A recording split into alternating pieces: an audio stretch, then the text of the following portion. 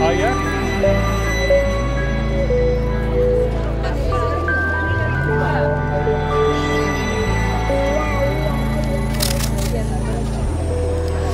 Flocking to the sea, crowds of people wait for me. Seagulls scavenge, still ice cream. Worries vanish within my dream. Lift my soul down by the sea. Lost control, living free. Lift my soul down by the sea. Lost control, living free.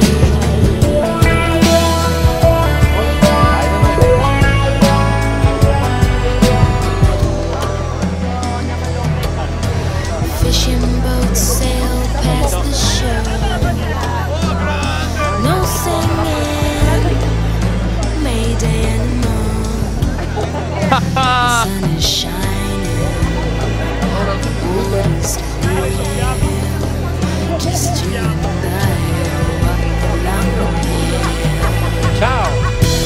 Left my soul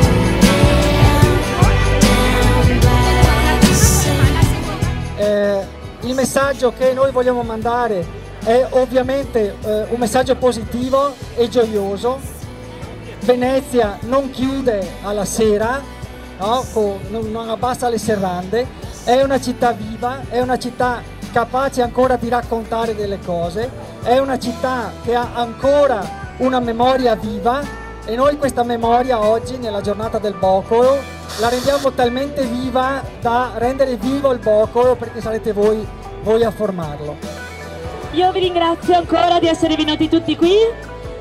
Tutto questo avviene solo grazie a voi che credete in questo bellissimo appuntamento, in questo progetto. Quindi innanzitutto amate Venezia, amate le sue tradizioni e volete parlare, che si parli di questa città, della sua bellezza ma anche di eventuali suoi problemi.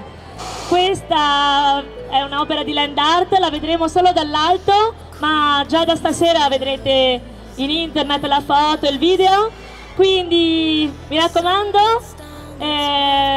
seguite tutte le istruzioni e in bocca al lupo, grazie. Viveva a Venezia Maria, della nobile famiglia dei Partecipazzi. La giovane amava, ricambiata, Tancredi, che però era un cantastorie, uno spiantato agli occhi del padre di lei. Messer Orso Partecipazio, infatti, proibì ai due di vedersi. Fu così che Maria ebbe l'idea di fare di Tancredi un soldato, ma non uno qualsiasi. Il suo amato sarebbe partito al seguito dei paladini di Carlo Magno.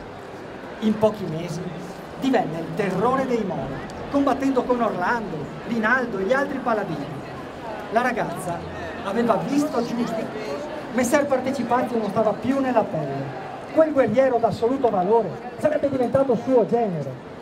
Ma le settimane passavano e di Tancredi non arrivava più notizia. Fu lo stesso Orlando a raccontare a Maria la sorte del suo grande amore. Tancredi era caduto nel corso di un cruentissimo combattimento. Prima di morire era riuscito a staccare un bocciolo di rosa bagnato del suo stesso sangue e a consegnarlo al compagno d'armi perché lo portasse a Venezia e lo consegnasse alla sua amata. Maria prese il suo risecchito pegno d'amore e si ritirò, impietrita dal dolore, nel silenzio delle sue stanze. La trovarono più tardi, esangue, tra le mani un bocciolo di rosa, tornato fresco come se fosse appena stato colto. Era il 25 aprile. Da allora, a Venezia, nel giorno di San Marco, tutti gli uomini offrono alla loro donna il Boccolo, simbolo dell'amore che non si spegne, di un sentimento che non conosce il tempo e le età della vita.